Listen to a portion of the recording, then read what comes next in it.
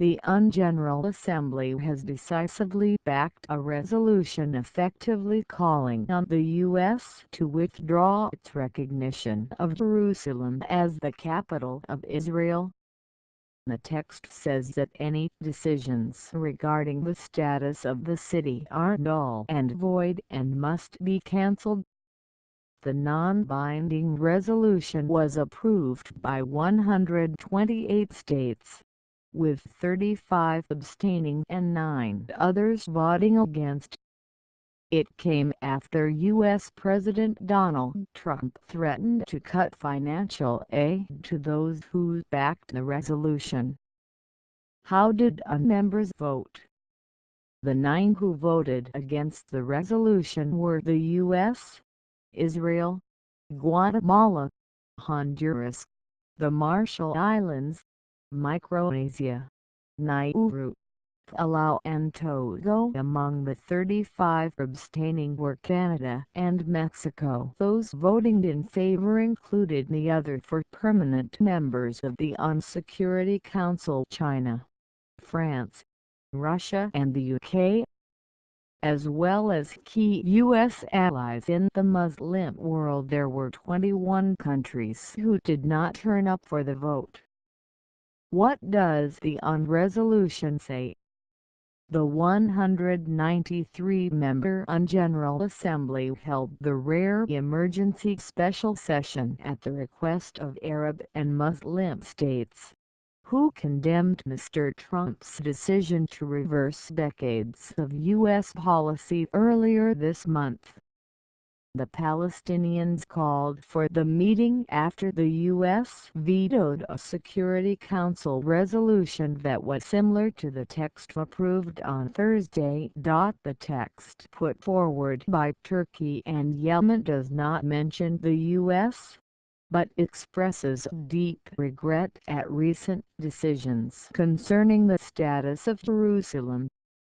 It also says any decisions and actions which purport to have altered the character, status or demographic composition of the Holy City of Jerusalem have no legal effect, are null and void and must be rescinded in compliance with relevant resolutions of the Security Council.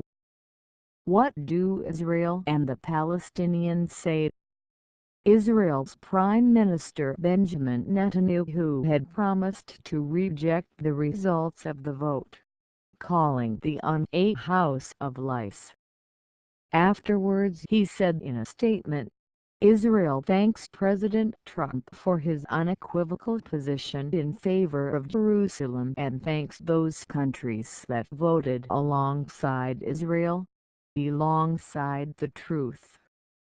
The view from one street from Jerusalem shift puts counter-terror efforts at risk. A spokesman for Palestinian President Mahmoud Abbas called the vote a victory for Palestine.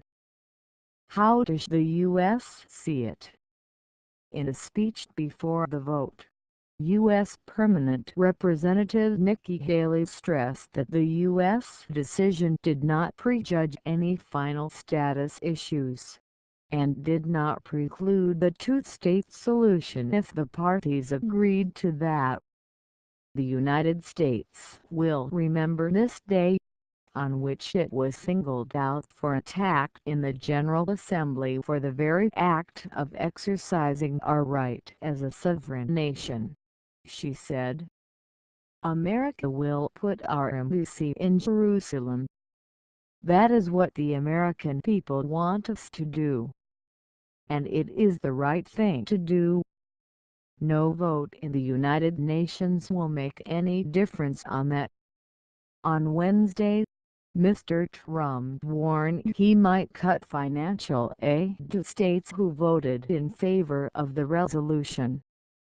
They take hundreds of millions of dollars and even billions of dollars and then they vote against us, he said. Well, we're watching those votes, he added. Let them vote against us. We'll save a lot. We don't care. Will Trump act in retaliation? Analysis by Sebastian Usher, BBC Arab Affairs analyst. The result of the General Assembly vote was inevitable.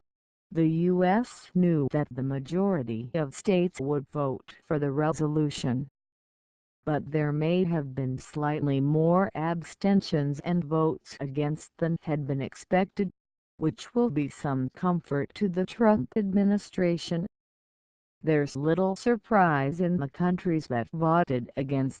The likes of Micronesia, Nauru and Togo had nothing to gain from voting against the interests of the U.S., which helps support them.